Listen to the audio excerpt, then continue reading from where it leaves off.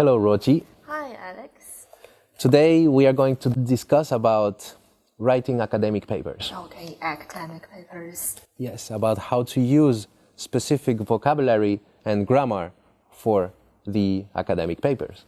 Okay, I think that will be really useful to me. My supervisor always told me that I need to be both doing and performing my research as well.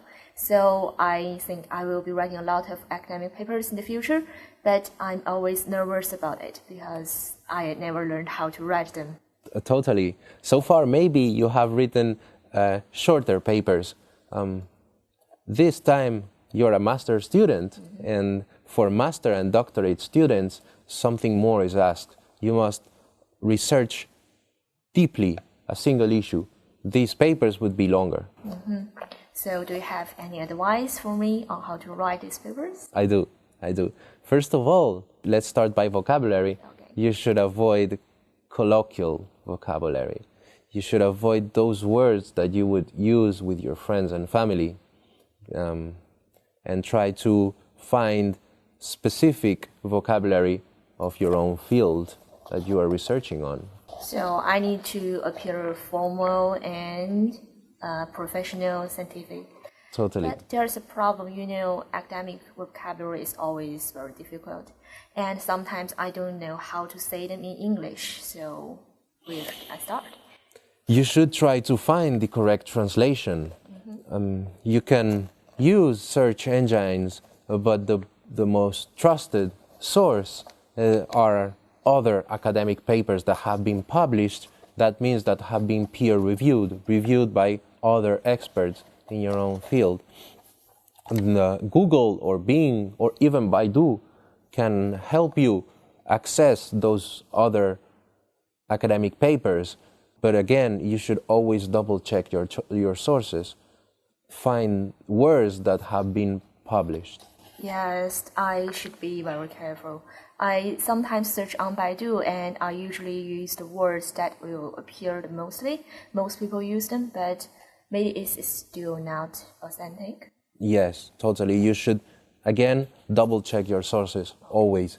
And also, there are many online dictionaries and even paper dictionaries that you can use. Try to use an English dictionary, Chinese and English dictionary, that might help you too. Yeah, so that's about vocabulary part. And what about grammar? Any specific things I should be careful about on grammar? Yes, totally. There are many things. Again, you should try to avoid being colloquial and you must appear to be professional. First of all, you should avoid abbreviations, and so such as TV, for example. You should try to find those professional words, the academic words that can be abbreviated in some colloquial writings. And again, if you do write an abbreviation, you must check that that has been published in another paper, that has been researched, and again, that means that has been accepted in the academic community, that abbreviation. And also, if you do that, you should accompany it by a footnote or an annex that shows the full word that you are using here. So I won't be making confusions in my paper. Never make a confusion. And that's also the reason I always say cannot rather than can't in academic writings. That's it also, yes. Cannot and can't is, again, if you use cannot, is because you want to appear more formal and more professional in your writing. This also is linked to the next hint that I can give you for writing better academic papers, and that is to avoid strong and universal statements. When you write a paper, you are trying to be as objective as you can be.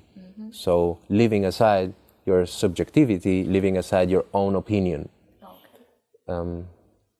These papers are intended to research, to provide knowledge, and that knowledge to be accepted by everyone, to be useful to everyone, should be without any of your own opinion, because you must understand that your readers the people that this paper that you're writing is directed to might not have the same opinions that you have. So you should try to avoid that. For example, try to avoid absolute statements that for religious reasons, for cultural reasons, other people might not accept.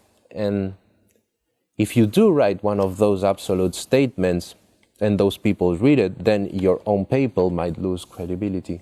So you mean absolute statements is something like nobody believes in something? Yes. So, and if one statement seems not accurate in my paper, the other part of my paper may also lose. Yes. Words like nobody, like no one are absolute. That means that you think that there is not one person in the world that can believe that or can accept that or whatever a statement you are giving there. In that case, you can use other words. For example, few. If the message you want to give is that there's not too many people that do this or that. Okay, I'll remember that. There are some keywords that you will learn.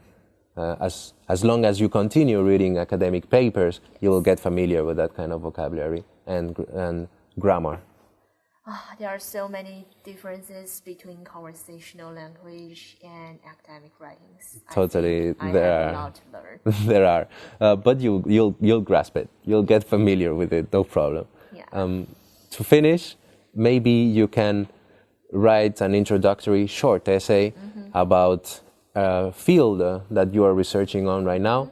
Maybe something around 1,000 words. That will be okay. Sure, I'll have a try. Okay.